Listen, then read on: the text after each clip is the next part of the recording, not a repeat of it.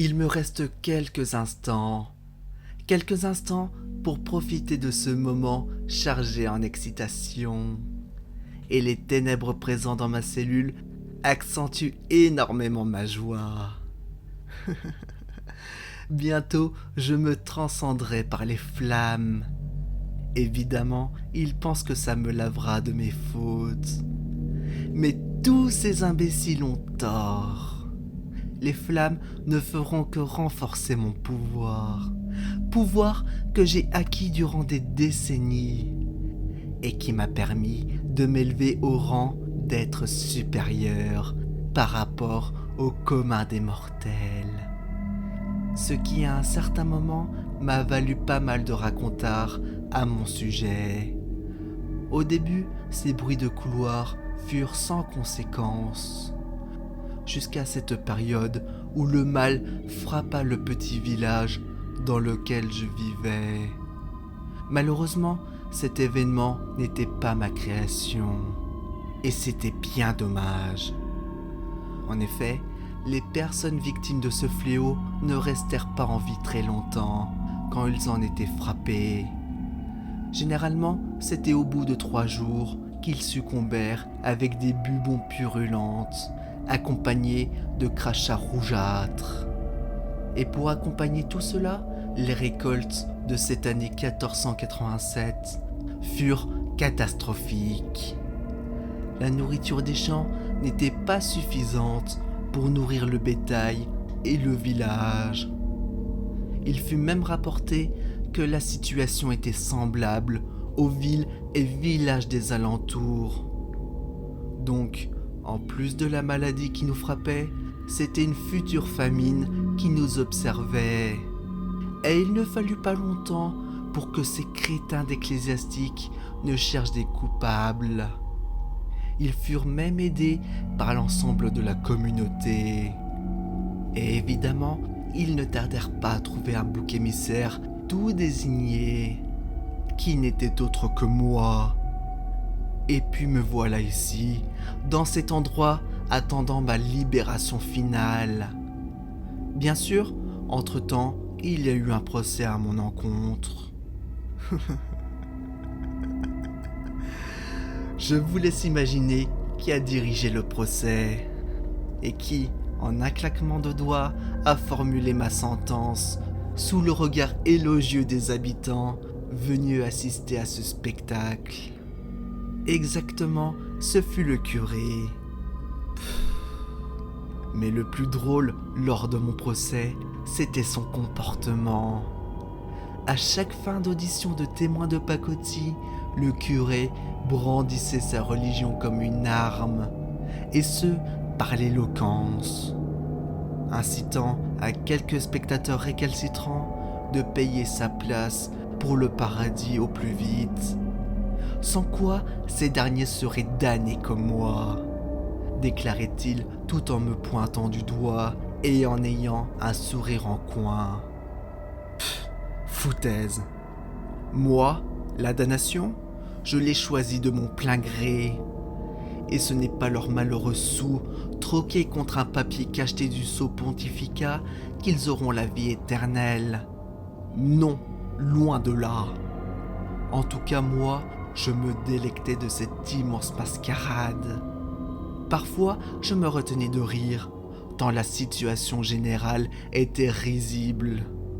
Puis enfin, vint le moment de la prononciation de ma sentence, qui n'était autre que d'être brûlé vif sur le bûcher et sur la place publique. Je dois vous avouer que quand j'ai pris connaissance de mon destin funeste, je fus soulagé. Il est vrai que la corde de pendaison ne fonctionne pas très bien pour se transcender, contrairement aux flammes ardentes. Et pour finir, je fus jeté dans cette cellule où je croupis en ce moment même. Cet endroit sale, couplé avec les ténèbres et le silence pesant, était parfait pour ma méditation. Une méditation nécessaire pour me préparer à entrer dans les enfers éternels. Et le bûcher sera la porte pour y accéder.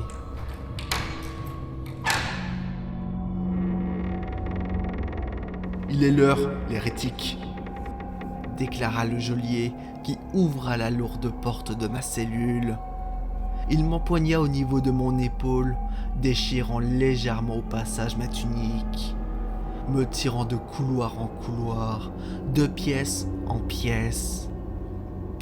Cet imbécile était visiblement pressé de m'emmener vers les flammes de l'enfer, qu'il en avait complètement oublié d'enlever mes liens qui m'entravaient les poignets. Mais qu'importe, à chaque pas, je voyais l'accomplissement de mon pouvoir qui s'approchait. Puis, je fus dehors en semi-liberté. L'air frais du matin se frottait contre mon visage sale après des jours de captivité. Pendant que je traversais le village, les villageois vaquant à leurs occupations se figèrent à ma venue. Certains me crachèrent dessus tout en prononçant des jurons à mon encontre, tandis que d'autres se contentèrent de me regarder avec une certaine méchanceté. Je suis persuadé que s'ils auraient pu, ils m'auraient tué de leurs propres mains. Enfin, mon bourreau me força à m'arrêter. Dès lors, je compris tout de suite où nous étions. On se dressait vers le portail de l'enfer, qui n'était autre que le bûcher, fraîchement construit pour moi. Quel privilège qu'ils m'ont offert! Cet empilement de bois et de paille se dressait fièrement sur la place du village, comme notre cher curé l'avait ordonné. Et pile à la bonne hauteur pour que la foule puisse me voir me transcender.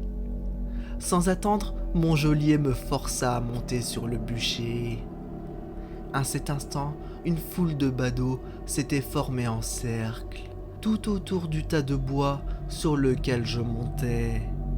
Puis, sans attendre, on me plaqua contre un rondin de bois vertical, avant de me ligoter avec une corde. Comme si tout ce beau petit monde pensait que j'allais prendre mes jambes à mon cou. Moi partir? Au contraire, j'étais heureux d'être ici. Et voir tout ce peuple qui profitait du spectacle me comblait d'autant plus de joie. À peine le bourreau qui m'avait ligoté fut sur le plancher des vaches. Ce dernier prit une torche enflammée sous le regard de la foule silencieuse. Avant qu'il ne la jette dans le bûcher, le curé prononça un psaume, le dernier de mon existence. Puis il menaça tous les habitants présents sur le sort qu'il leur réserverait si ses ouailles seraient surpris de pratiquer la magie noire. Je l'observais pendant qu'il parlait. Ses absurdités me donnaient le sourire, un sourire malsain. Lui aussi me souriait en retour, mais son expression symbolisait une chose. Son autorité était sur le point de se renforcer grâce à mon exécution. Mais tout ceci ne sera que temporaire, croyez-moi. Puis, après avoir prononcé ces simagrées, il ordonna au bourreau d'allumer mon bûcher, mon portail vers ma prochaine destination. Il ne fallut pas longtemps avant que les flammes viennent me lécher mon corps meurtri. C'est alors que je poussa néanmoins un cri de douleur, tout en maudissant les personnes présentes.